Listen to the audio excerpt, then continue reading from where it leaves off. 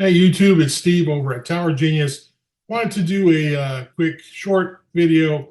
Got a lot of questions this time of year in this season, right? Um, there's an election upcoming in 3 weeks, regardless of where you are or aren't.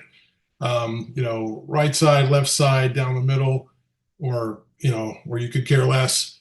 Will this election influence the value of my cell tower lease? Well, who knows? So we've been through several of these cycles here. I think it's like our third or fourth cycle. I think it's our fourth election cycle with in representing property owners and landlords. So we've seen this several times. A lot of times things slow down right before the election, a month or two. People just kind of got the jitters. What's going to happen? Are interest rates going up? Are they staying the same? Are they going down? Will it impact, my cell site lease? Yada yada yada. Here's the answer. We don't know, right? If I had the answer for that, I certainly would be charging for that information, right? To let you know. But at the end of the day, you know, there it is, smartphone device. Okay, at the end of the day, people will go homeless before they give up their phones, right? They will give up eating food before they give up their phones a lot of times. Um, People are addicted to these things. So long term, if you're a cell tower landlord, your site's not going anywhere, right? It's most likely not going anywhere. If you have a rooftop cell site in an urban area, chances are over the next 5 to 10 years that many of those sites, or most of those sites, depending on where this cell site is located, could be impacted by the plethora, the tens of thousands of new small cells, 5G, 6G nodes that will be deployed in public right of ways, where the carriers have lobbied the industry back in 2018 and successfully got policy in place where they only have to pay $270 a year for a small cell that can be powered up to, reach out to 1,500, 2,000 feet. And, where AT&T and Verizon could look at an expensive rooftop cell site, let's say paying $6,000 a month, and say, hey, you know what?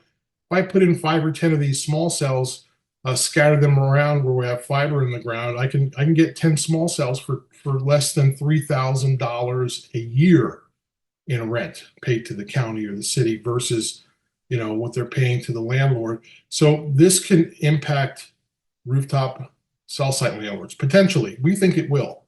Again, I don't have a crystal ball or a magic 8 ball to tell you the answer to that, but it makes sense mathematically and just the way things are progressing. Will Elon Musk's satellites impact your cell site? Probably not. I don't think so. It'll be a great way to get coverage out to rural areas and places where you have horrible coverage. Eventually AT&T and Verizon will also be on the Starlink network, not just T-Mobile. So that's pretty exciting stuff. So, but what about buyouts? Well, we think that if if you haven't if you want to sell your cell site lease before the end of the year, you need to like get on the phone with us today and talk to us 888-313-9750. You're running out of time, right? You want to get stuff in motion.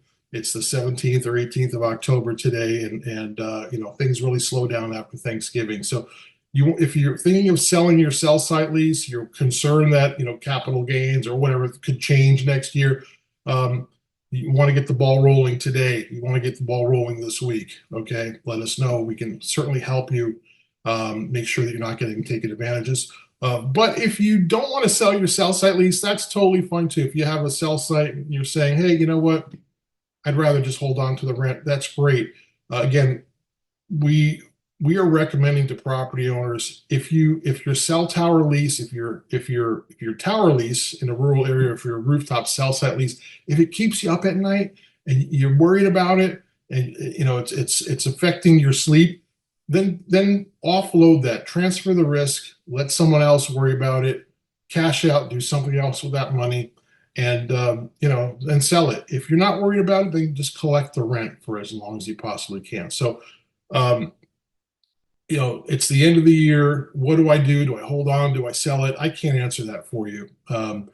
If you're concerned, again, let us know. Go to towergenius.com, fill out a form. Let us know how we can help you, answer your questions. You get on the phone with Kevin Donahue, or with myself, or with David Weiner, and we'll schedule a call and go over your questions, answer them for you.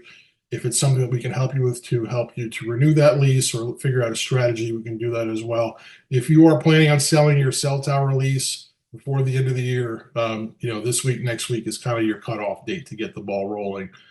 If you have any questions, 888-313-9750. Thank you. Have a great day.